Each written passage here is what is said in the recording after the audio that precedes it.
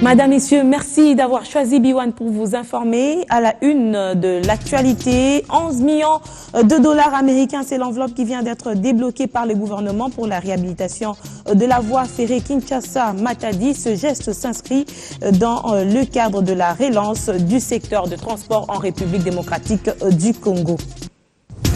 Chose promise, chose due, la frontière entre la République démocratique du Congo et le Rwanda est désormais opérationnelle. L'annonce a été faite ce mercredi par le gouvernement provincial. Les échanges commerciaux entre les deux pays pourront répondre de plus belle.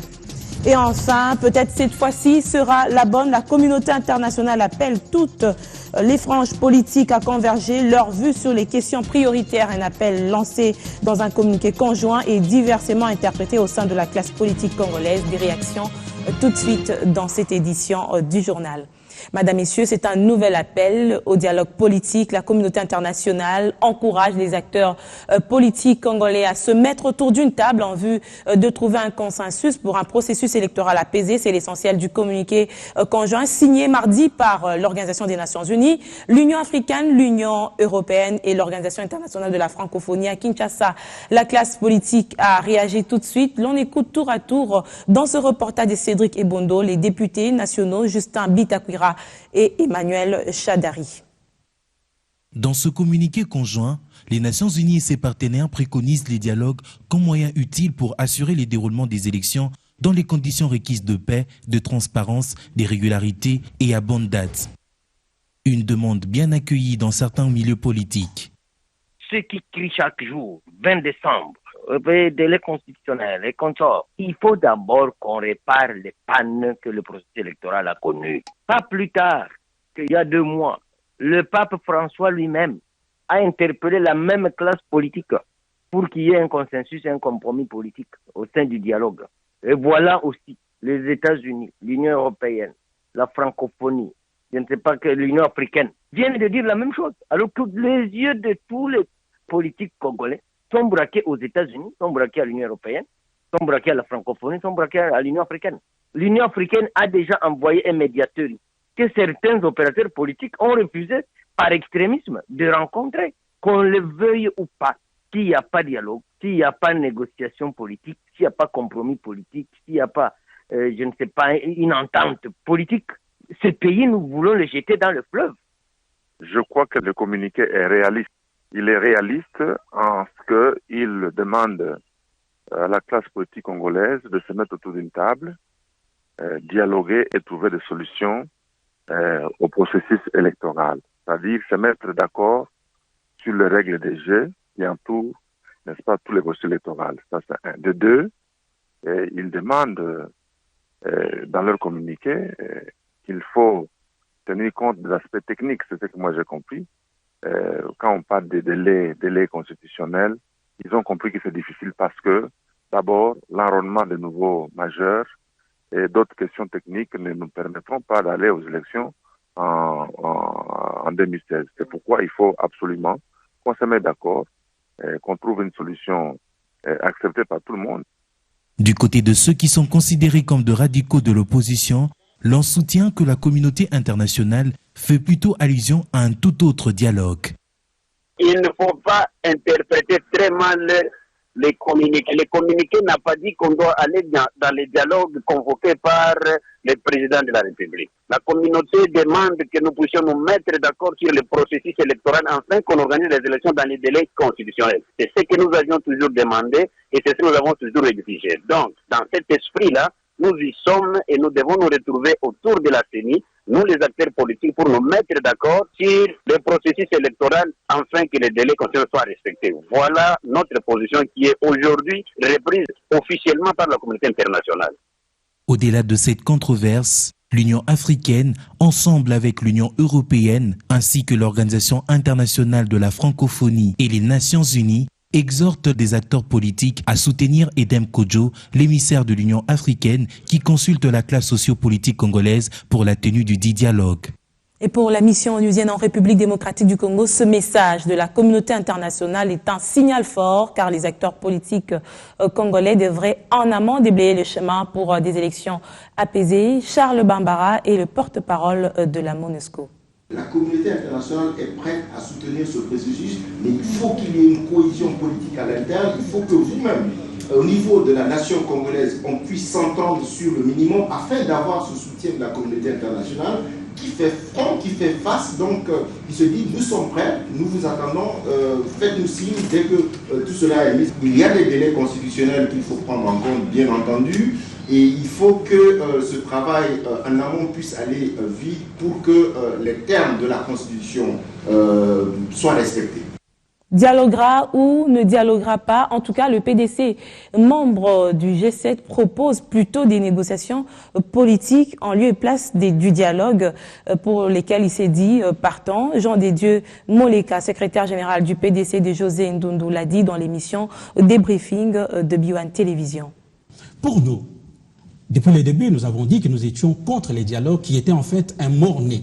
Je crois qu'avec la ville morte d'hier, avec l'appel de l'UDPS, l'acte de décès de ce dialogue est définitivement signé. Qu'est-ce qui s'ouvre maintenant pour le pays? Qu'est-ce qui s'ouvre pour nous? Ce qui s'ouvre pour nous, c'est le temps, le moment important des négociations politiques directes qui doivent se faire entre les personnalités éminentes de l'opposition et les personnalités imminentes de la majorité, pour définir des négociations politiques.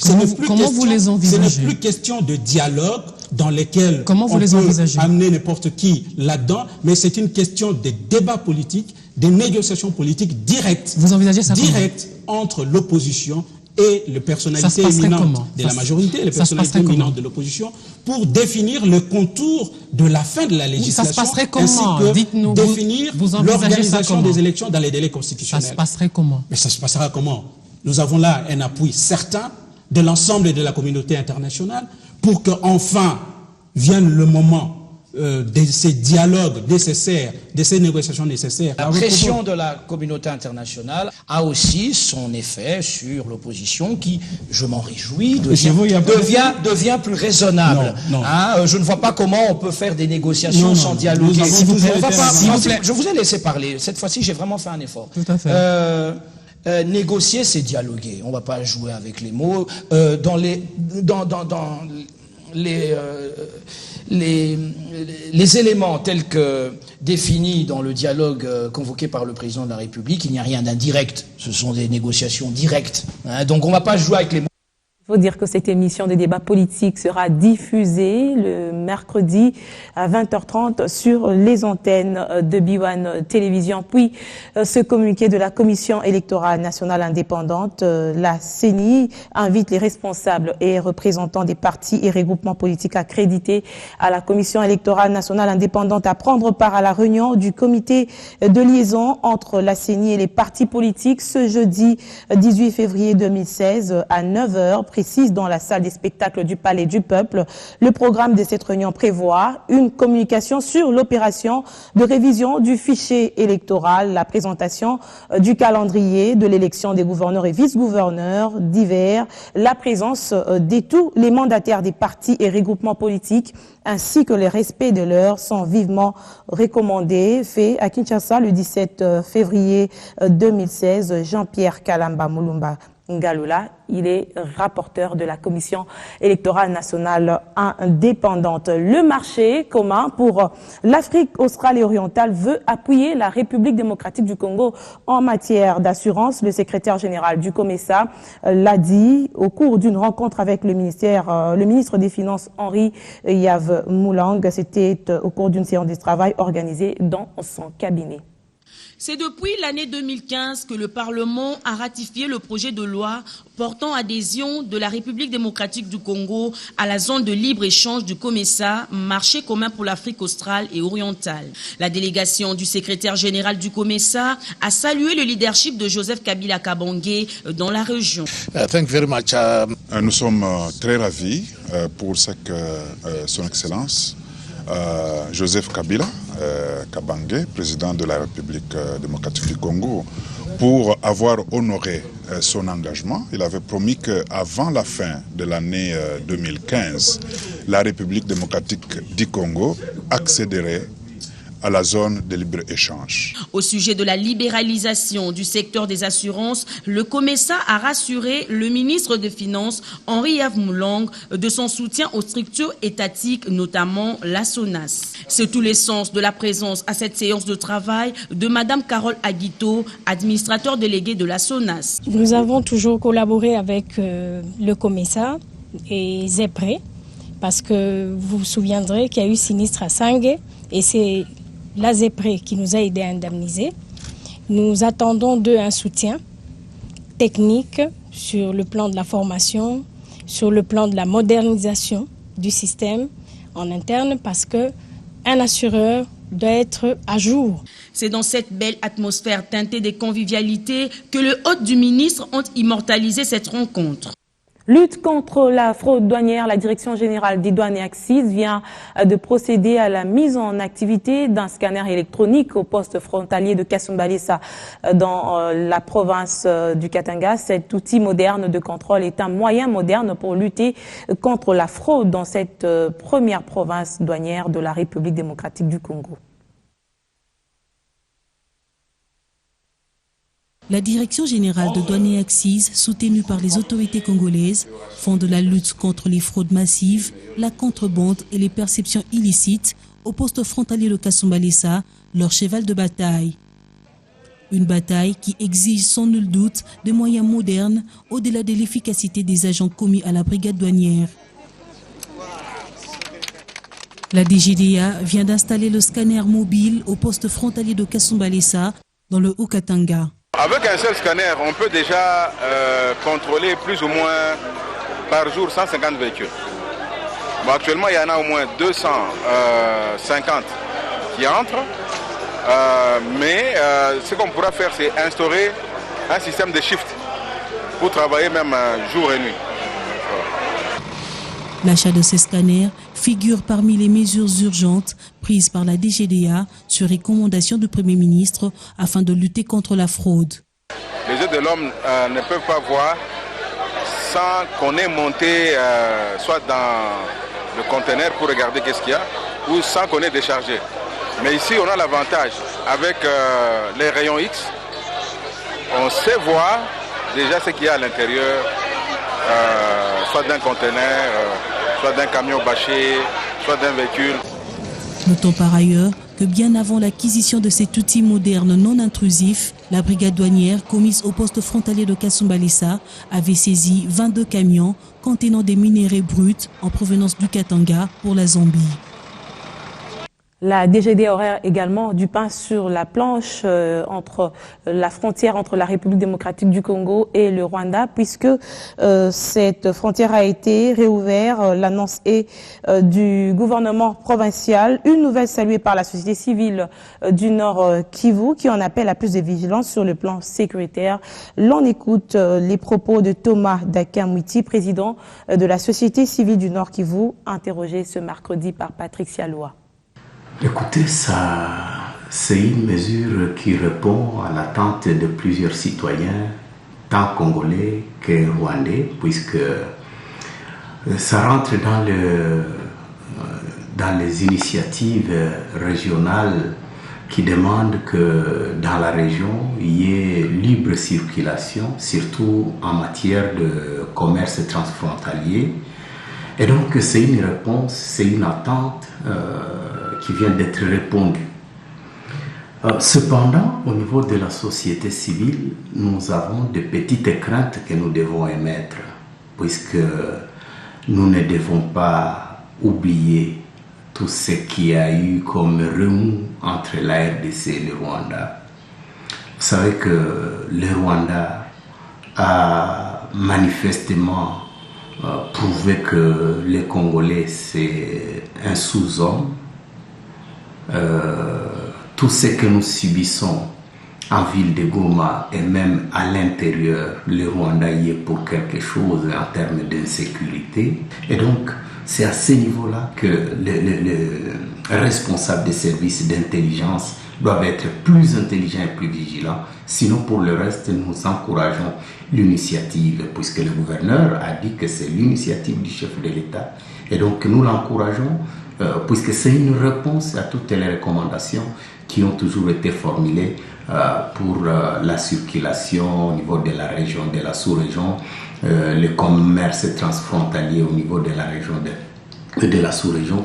Voilà, nous appuyons l'idée, mais nous devons être plus...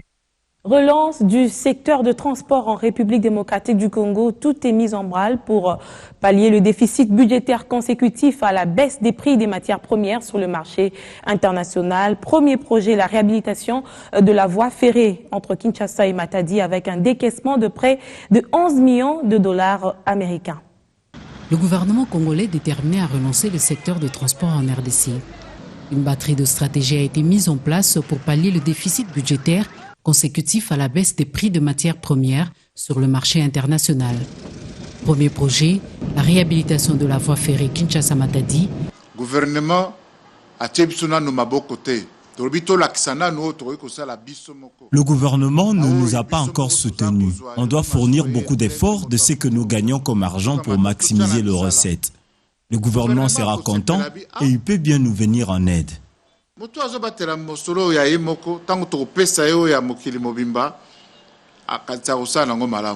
Avec le premier décaissement de près de 11 millions de dollars américains pour consolider cette voie ferrée afin de désengorger le port de Matadi et procéder ainsi à la réduction des charges sur la voie routière.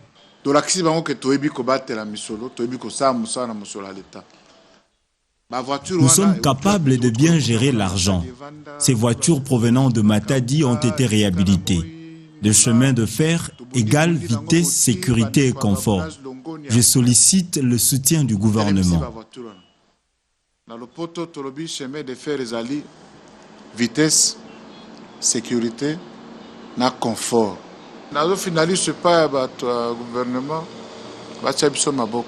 Les voies routières pour les dessertes agricoles devront aussi être prises en compte par le gouvernement.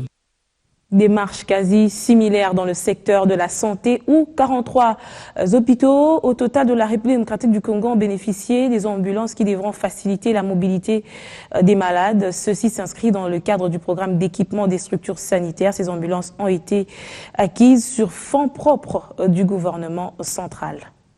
Permettre aux hôpitaux de la République démocratique du Congo de fonctionner dans des conditions optimales, tel est le but du programme d'équipement des structures sanitaires en cours. Grâce à ce projet du gouvernement, 43 hôpitaux viennent de bénéficier des ambulances. Ces engins automobiles ont été remis par le Premier ministre Augustin Matata Ponyo. Ces ambulances font partie d'une commande de 70 ambulances prévues pour la zone ouest du pays et portent à 136 le nombre des ambulances acquises sur fonds propres du gouvernement. Au total, 70 ambulances ont été achetées et par le gouvernement, dont 43 seront distribuées selon la répartition suivante pour le pôle ouest. 6 ambulances pour la ville-province de Kinshasa, 7 ambulances pour le Maniema, 6 ambulances pour le Congo central, 3 pour le Kwango, 2 pour le Kwilu, une ambulance pour le Maïdombe, 2 pour l'Équateur, 2 pour la Mongala, une ambulance pour le Kasaï oriental. Le projet PES reprend plusieurs objectifs, dont celui d'atteindre 200 ambulances en RDC. Nous venons de remettre par le biais des autorités les ambulances médicalisées à travers toutes les provinces et des véhicules de supervision. Nous avons 46 ambulances et il y a 10 véhicules de supervision. C'est pour vous dire que nous avons doté ces structures, nous avons construit, mais nous devons suivre comment ces structures vont fonctionner. C'est une journée de fierté pour l'État congolais. Je pense que la révolution de la modernité dans le secteur de la santé est en marche. Toujours dans le cadre de ce projet, le ministre de la Santé publique va dans le tout prochain jour réceptionner 2 centres de santé modernes construits selon le modèle type du gouvernement. L'un est érigé à Sangamamba et l'autre dans la commune de Bondal à Kinshasa. Et dans la province du Kasaï, les autorités de cette nouvelle entité ont réceptionné des véhicules en vue de faciliter la mobilité des agents et cadres de cette province. Un geste qui vise à l'amélioration des résultats que comptent réaliser les autorités politico-administratives de cette partie du pays. 4 véhicules, dont 3 des marques Prado et un Land Cruiser 4x4, ont été réceptionnés par le commissaire spécial Marc Manyanga. La cérémonie a eu lieu le samedi à l'esplanade de l'ancien bâtiment de l'hôtel de ville de Chikapa. Le numéro 1 de l'exécutif provincial a à cette occasion indiqué que ces engins sont acquis sur fonds propres et ceci constitue un signal fort pour le décollage de la jeune province du Kasaï. Voilà, je peux concrétiser l'esprit d'unité. C'est bien une action qui part de votre nouvelle province et qui consacre même la province. Parce qu'au moins là, ce sont les 4 véhicules qui ne nous appartiennent pas à nos 3. C'est bien le patrimoine de la province et donc la réalité de la province qui devient évidente. Lorsque le président de la République nous confie la responsabilité de la province, il demande des choses. Le travail bien fait et l'esprit d'initiative et de créativité.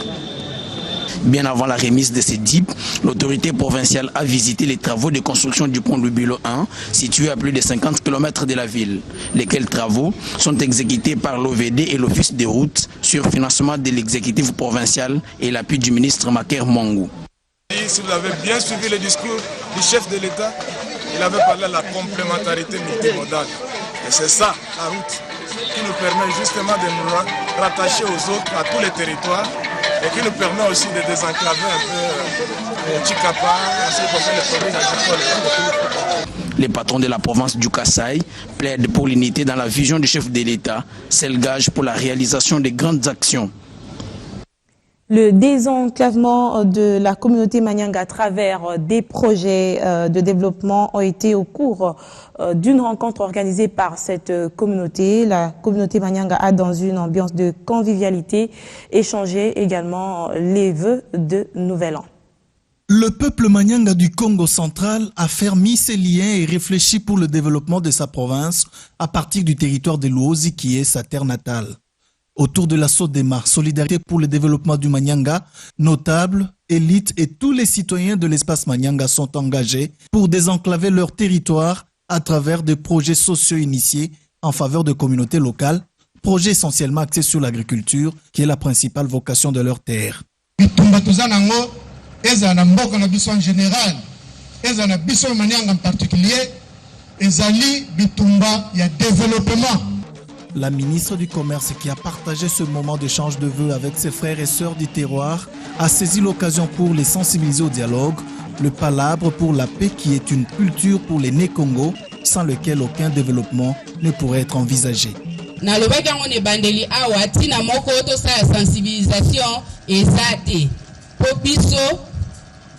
Peuple Mkongo, tozabatu ya kimia.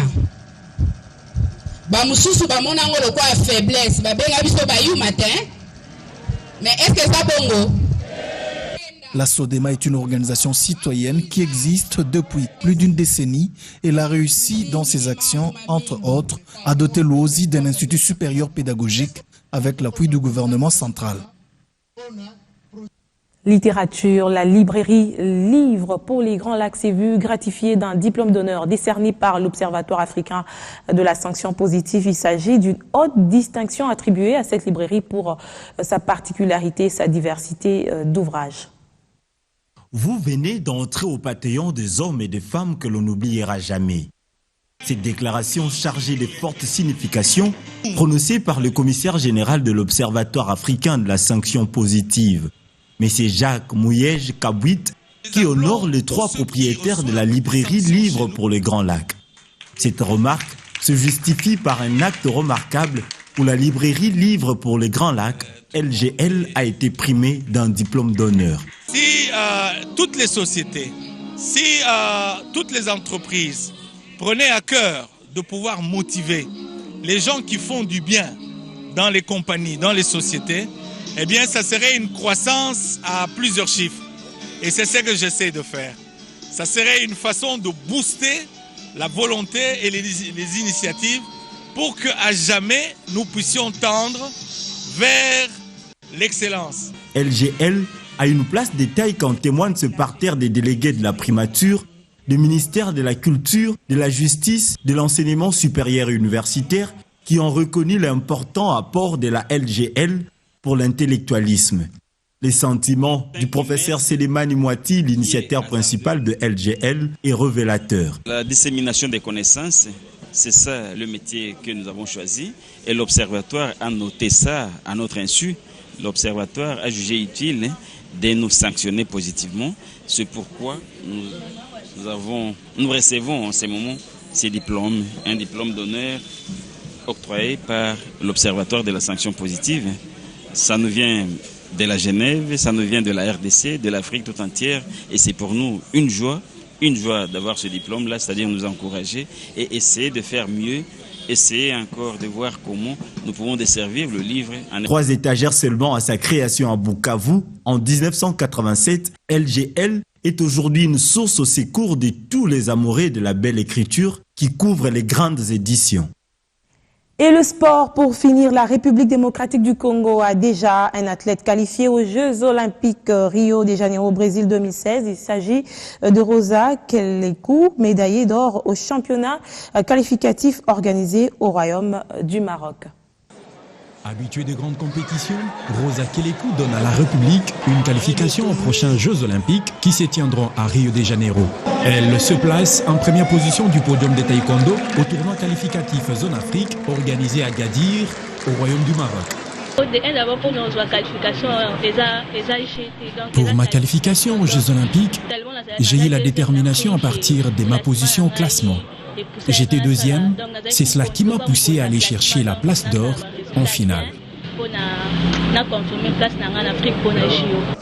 La coutume s'est faite respecter. La Fédération congolaise de taekwondo est dans l'obligation d'ores et déjà d'entamer la préparation de ces Jeux. D'où présentation des résultats et besoins au ministre de tutelle. En dépit des difficultés que nous traversons, que le gouvernement traverse, nous allons travailler avec les moyens du bord, les moyens qu'on va mettre à notre disposition. Aux derniers Jeux africains de Brazzaville, Rosa Kelekou avait obtenu la médaille d'argent. Bonne chance à cet athlète qui portera l'étendard de la République démocratique du Congo aux Jeux olympiques de Rio de Janeiro, Brésil 2016. Merci de nous suivre sur notre site internet et à très bientôt sur B1 Télévision.